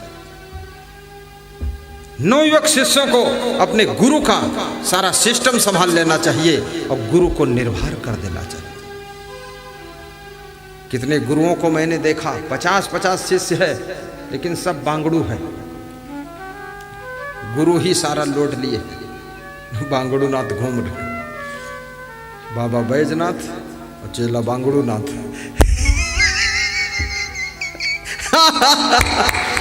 अरे क्या शिष्य बने हो।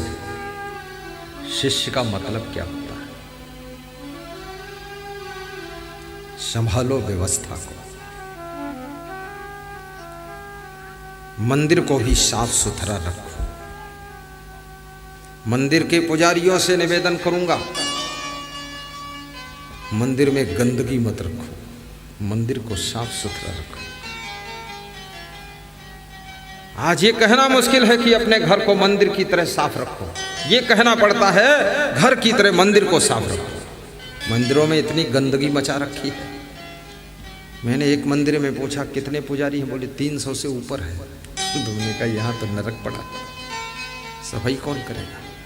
इतना जो दान पुण्य आता है, 2-4-10 कर्मचारी रख लो, साफ सफाई, बढ़िया टाइल लगाओ मंदिर में, ऐसा चमकता हुआ कोई पांव रखे तो गंदगी न लगे। मंदिर में जाने से पहले पांव साफ थे और मंदिर से लौटने के बाद पांव गंदे हो गए। फिर जूता और मोजा पहन लो तो जूता ही मोजा बर्बाद हो जाएगा, फिर पांव धोना पड़े। और मंदिर दर्शन करके तुम आओ, बाहर पांव धो तो मंदिर के देवता का अपमान करना हो गया। कि इतना बड़े पवित्र बनते पंडित की मंदिर से निकले हो फिर पांव धो रहे हैं, अब पांव में लग गए हैं मैल, सब गंदगी कचड़ा। अब धोए ना तो जूता बर्बाद कर, या तो गाड़ी में रख देंगे वही पांव, तो गाड़ी में सब कचरा गंज हो गया। पांव धो तो पंडा जी नाराज है, ना धो तो गाड़ी में नरक हो गया, जूता नरक हो गया। मंदिर में एकदम क्लीन सफाई। आश्रमों को भी साफ सुथरा रखो, यही पूजा है, यही पाठ है असली। घर को भी साफ सुथरा रखो, क्लीन रखो। घर पक्का हो, कच्चा हो, छोटा हो, बड़ा हो, लेकिन याद रखना घर की सफाई घर का स्वर्ग है, शरीर की सफाई शरीर का स्वर्ग है, और मन के मैल की सफाई, काम क्रोध लोभ मोह की सफाई, ये मन का स्वर्ग है। तुम्हारा मन ही मंदिर बन जाएगा, तन ही तीर्थ हो जाएगा, और कर्म ही धर्म बन जाएगा। जहाँ निर्मलता, पवित्रता, शुद्धता होती है, वहीं स्वर्ग का निर्माण होता है।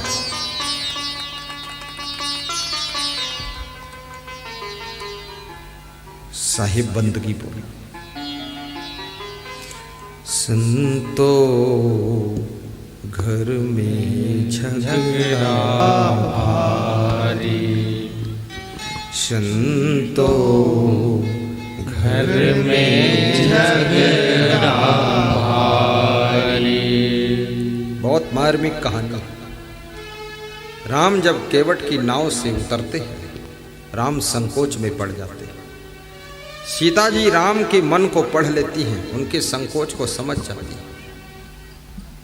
सीता जी अंगूठी उतार कर देती हैं कि हे राम, संकोच मत करो, तुम्हारे पास उतराई देने के लिए कुछ नहीं, इसलिए अंगूठी दे दो। तो राम ने इशारे से पूछा, अंगूठी अगर हम दे देंगे तो तुम क्या पहनोगे? सीता इशारे में बताती है, मेरी असली अंगूठी तो आप ही है, पति ही अंगूठी है, दे दो आप। सीता साइकोलॉजिकल माइंड की है, पति के मन को पढ़ लेती है। एक दूसरे के मन को पढ़ना सीखो, पति के मन को रीडिंग करो, पत्नी के मन को रीडिंग करो, एक दूसरे के मन को रीडिंग करो। और यदि मन को पढ़ना आ गया, ग्राहक के मन को भी रीडिंग करो, ग्राहक क्या चाहता है, तो दुकानदारी में सफल हो जाओगे। जनता के माइंड को रीडिंग करो, जनता क्या चाहती है, तो नेतागिरी में सफल हो जाओगे। गुरु के माइंड को रीडिंग करो, गुरु क्या चाहता है, तो गुरु का आशीर्वाद पाने में सफल हो जाओगे। रीडिंग करना सीखो। पशु पक्षियों को भी रीडिंग किया जाता है। आप पुलिस विभाग में हमारे पुलिस जवान बैठे हैं, ये सबको रीडिंग करते हैं, देखते ही समझ जाते हैं आदमी कैसा है। चेहरा देखते हैं, चाल देखते हैं, मुंह देखते हैं, गर्दन इधर क्यों घुमाया, इससे भी वो रीडिंग करते हैं कि आदमी बदमाश है कि महान है कि बेईमान है, समझ जाते हैं। जो पुलिस जवान रीडिंग नहीं कर सकता है, वो बदमाश और नेकमाश में फर्क क्या समझेगा? वो पकड़ के लाएगा तो अच्छे को पकड़ लाएगा, बदमाश निकल जाएगा। हाँ, श्रोताओं को भी रीडिंग करो। अगर श्रोता को रीडिंग करके आपको प्रवचन करना नहीं आता है, तो वो गुरु प्रवचन में फेल हो जाएगा, उसका कौन प्रवचन सुनेगा? सारा खेल रीडिंग का है। अपने पति को भी रीडिंग करो कि पति हमारे क्यों दुखी रहते हैं, प्रसन्न क्यों रहते हैं, हमारी वाइफ टेंशन में क्यों रहती है। रीडिंग करो ना, और रीडिंग करके वो इंजेक्शन दीजिए, अपने आप को बदल डालो। कितनी स्त्रियां इसलिए दुखी रहती हैं, उनका पति दारू पीता है। पति को रीडिंग करना चाहिए जब नशा उतर जाए कि मेरी वाइफ क्यों दुखी रहती है, तुम्हारे दारू पीने के कारण दुखी, और क्यों दुखी रहती है, तो दारू छोड़ दो ना। जब दारू नहीं पीते थे तब भी तुम जीवित थे, और दारू छोड़ दोगे तो भी तुम जीवित रहोगे। मर तो सकते ही नहीं, तुम अजर और अविनाशी। तुम कहाँ दारू के चक्कर में पड़े।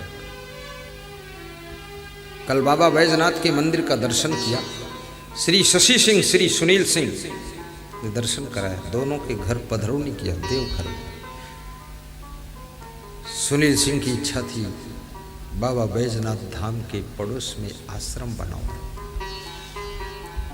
सुनील सिंह कह रहे थे बड़े भाई अगर चाह जाएंगे तो पकड़ लो पकड़ लो पकड़ लो पकड़ लो पकड़ लो, पाइप पकड़ लो, पाइप नीचे दबा लो, पकड़ लो, बस होशियार बनो, पकड़ो तुरंत। हाँ, बस थोड़ा व्यायाम भी हो जाए, बस पकड़ा पकड़ी से ही बेड़ा पार होगा। हाँ, 2-5 मिनट और है। तो मुझे जमीन दिखाने ले गए, रुखिया गांव है कोई देवघर के पड़ोस, उधर ले गए। देवघर से 5-6 किलोमीटर दूर। वहां ले गए, बोले ये 25 एकड़ है, जितना जरूरत हो उतना दान कर दूंगा, 10 एकड़ 5 एकड़ 20 एकड़ जो। मैंने भी बताया बड़ा आश्रम बनना है, तो उधर हम लोग गए हमारे साथ में।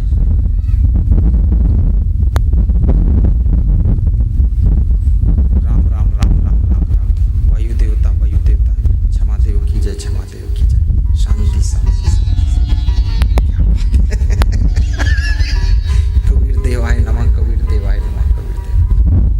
अरे वैश्वनाथ बाबा का प्रभाव आ गया कि मेरी बात करते हो, चुप हो जाओ। तो वहां ज्यों ही हम लोग गाड़ियों से उतरे, 5 गाड़ियां थी, पुलिस वालों को ज्यों ही देखा है तो 10-15 महिलाएं बहुत जोर से भागी। तो हमारे साथ वालों ने बताया कि 10-15 महिलाएं भागी। तो हमने कहा ये क्यों भागी? बोले थैला में दारू लेकर आई थी, कहीं बेचने जा रही थी, तो देखा इधर पुलिस वाले हैं तो भागी है उधर। अब देखो धंधा भी करना है, दारू का धंधा कर रहे हो। ये देसी दारू बना बना कर जहर पिला रहे सबको, कभी नहीं। सत्संग समागम कराइए, सबको सुनवाइए, सबका सुधार हो, सबके घर में शांति आए, सबकी बुराइयां छूट जाए, सबका कल्याण हो।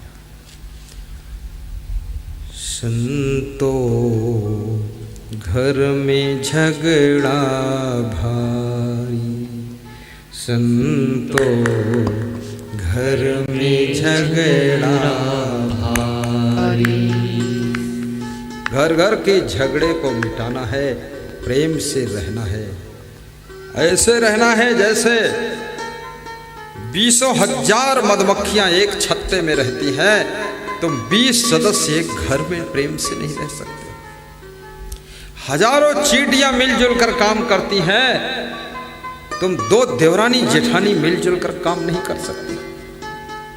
चींटियों से मिलजुल कर काम करना सीखो, मधुमक्खियों से प्रेम से आपस में रहना सीखो, और पंछियों से ऊंची उड़ान करना सीखो। और याद रखना मेरे भाइयों बहनों, हनुमान जी जैसे बंदर से थोड़ा साधना ब्रह्मचर्य से भी रहना सीखो।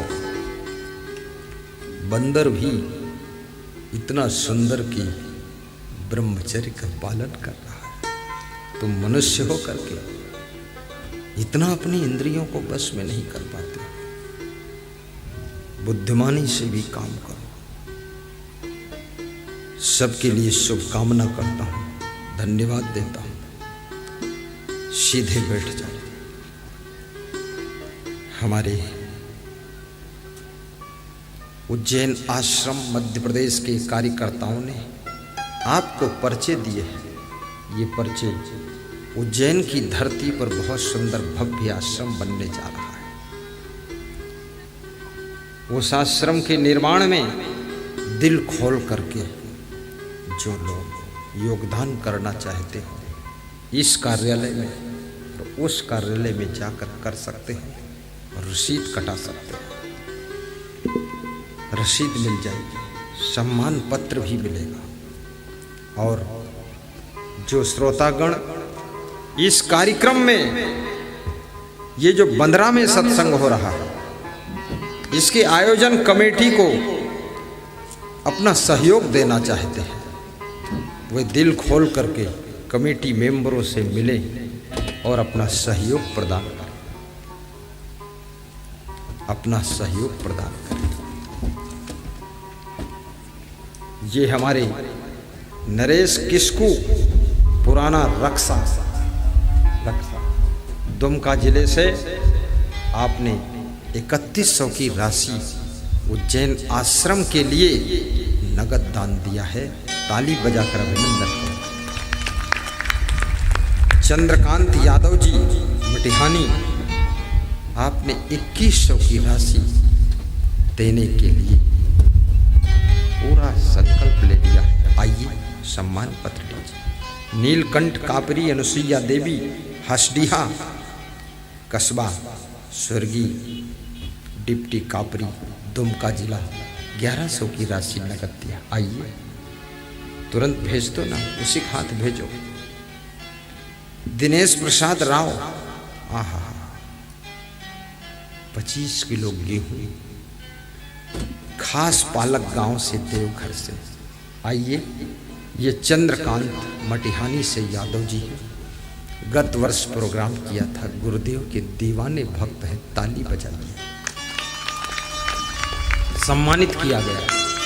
नीलकंठ कापरी है, 1100 की राशि नगद अर्पित किया है। 2 स्क्वायर गज भूमि 1100 में खरीदी जाएगी। 3100 में 6 स्क्वायर गज। ये दिनेश प्रसाद राव है, ताली बजाते इनके लिए।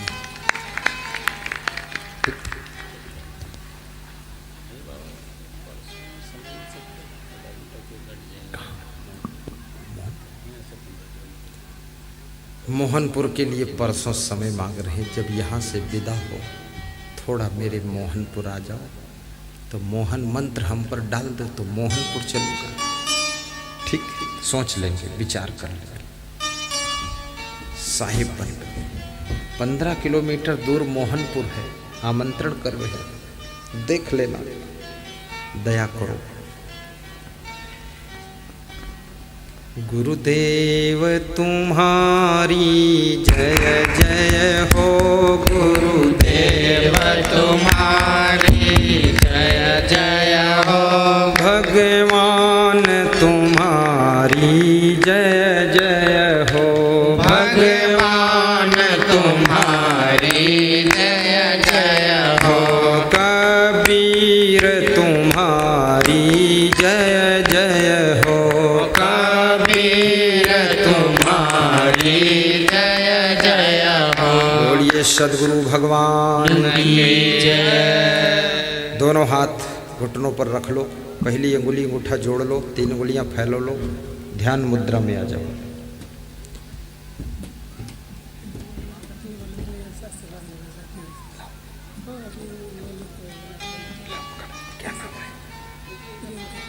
प्रियंका, प्रियंका देवी आशीर्वाद ले रही है कि पति ने दान दिया है तो मुझे भी आशीर्वाद दो गुरुदेव। धन्य हो बेटी, महान हो। रक्षा रक्षा। सर्वे भवन्तु सुखिनः, सर्वे सन्तु निरामयाः, सर्वे भद्राणि पश्यन्तु, मा कश्चित् दुःखभाग् भवेत्। सुखी बसे संसार सब, दुखिया रहे न कोई। ऐसी मेरी भावना पूर्ण करो प्रभु सोई। शांति शांति शांति। सभी श्रोता ध्यान मुद्रा में बैठ जाए। 1 मिनट आंखें बंद कर।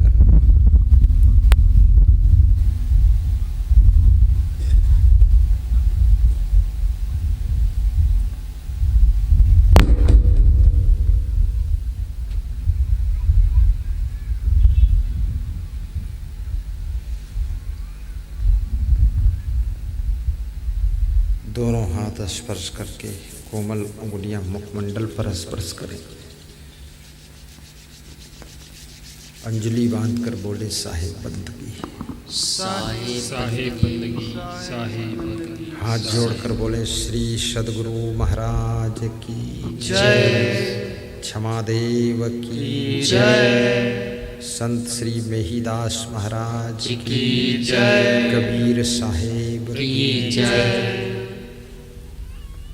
हवा के चलते हुए आरती जल चुकी है, आरती मत जलाएं, आरती रद्द की जा रही है। हवा के झोंके में शाम को आरती होगी। बस हमारे मन संचालक आगे की सूचना प्रदान करें और भक्तगण प्रेम से यथास्थान बैठे रहें। सबके लिए भोजन भंडारा तैयार हो चुका है। कोई चिंता नहीं करेंगे। और भोजन भंडारे में 15 मिनट लेट है, सूचना मिली है। मंडप भी बहुत सुंदर बंदरा वालों ने लगवाया है। व्यास गादी बड़ी अच्छी बनाई है और माइक वीडियो भी कैमरे अच्छे हैं। और पुलिस जवानों को भी व्यास गादी आशीर्वाद दे, उनके लिए भी शुभकामना है। और ग्राम के समस्त नर नारी जिनका सहयोग इस कार्यक्रम में है, उनको भी मैं शुभकामना करता हूँ। अब हमारे मंच संचालक जी सूचना दें। साहिब बंदगी, साहिब